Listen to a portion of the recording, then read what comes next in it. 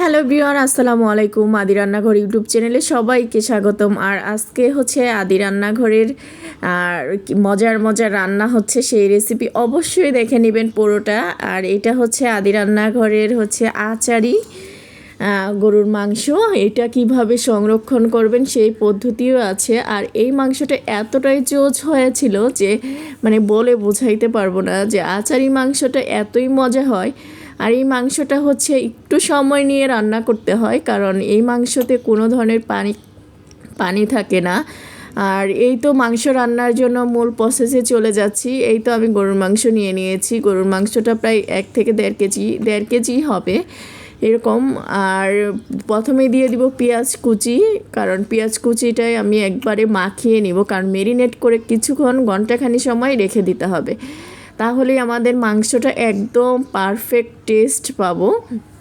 মাংসর ভিতরে যে পানিটা আছে সেই পানিটাও একদম বের হয়ে যাবে। আদা রসুনের পেস্ট দিয়ে দিলাম।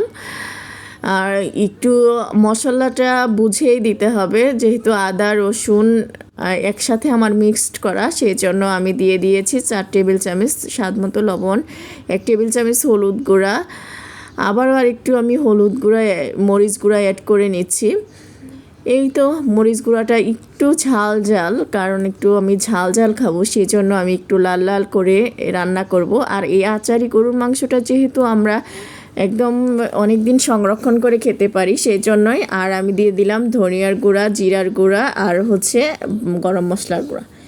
এই তো আমার ফাইনালি এসব মশলা দেওয়া শেষ হয়ে গেছে। এখন আমি দিয়ে দিব হচ্ছে তেল, কারণ এরপরও আমি কিন্তু হালকা একটু তেল দিয়েছি। এরপরে কিন্তু আমি রান্নার প্রসেসে যে আবারও আমি সরিষার তেল অ্যাড করে রান্না করব, কারণ আচার মানেই সরিষার তেল, আর সরিষার তেল না থাকলে তো আচারি মাংসর কোনো স্মেলই পাওয়া যাবে না। সেই জন্য আমি আচারি মাংস রান্না করার জন্য এই তো একটু টাইম নিয়ে আমি মাখিয়ে নিচ্ছি, যাতে মশলাটা ভালোভাবে মিক্সড হয়। একটু সময় নিয়ে মাখাতে হবে। আর দেখতেই তো বুঝতে পারতেছেন কালারটা বেশ কতটা সুন্দর এসেছে। আর আমি পেঁয়াজগুলো একটু ভেঙে দিচ্ছিলাম। আমি সবসময় মাংসটা আমি এইভাবেই মেরিনেট করি, এই আচারি মাংসটা। এই তো দিয়ে দিয়েছি সরিষার তেল হাঁড়িতে। কতটুকু তেল দিয়ে দিয়েছি, 4 টেবিল চামচের পরিমাণ। আর দিয়ে লাগবে হচ্ছে গরম মশলা, একটু রসুন কুচি, একটু কাঁচামরিচ, আর গরম মশলা বলতে এলাচ, দারচিনি। এই তো আমি মরিচটা একটু হালকা ভেজে নিব, কারণ হালকা একটু ভেজে প্রথমে মরিচটা অ্যাড করে নিয়েছি, পরে আমি আস্তে আস্তে গরম মশলা দিয়ে দিব।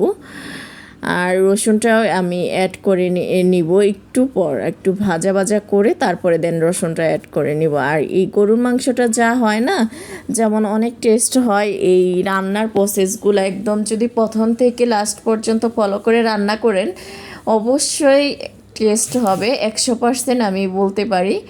আর সব মশলা এবং ম্যারিনেট যদি ঠিক থাকে। এখনও যারা আদি রান্নাঘর ইউটিউব চ্যানেলটি সাবস্ক্রাইব করেন নাই, তারা সাবস্ক্রাইব করে দিবেন এবং বেল আইকন বাটন চাপতে ভুলবেন না। আর যারা আমার ফেসবুক পেজে ভিডিওগুলো দেখেন, তারা অবশ্যই ফলো বাটনে চাপ দিবেন আর লাইক কমেন্ট শেয়ার করে দিবেন। এই তো আমি কোনো ধরনের পানি দিইনি 1 ঘন্টা পর সেই মাংসটা। আর আমি কোনো পানি অ্যাড করব না, কারণ পানি অ্যাড করার কোনো প্রয়োজনই আসে না।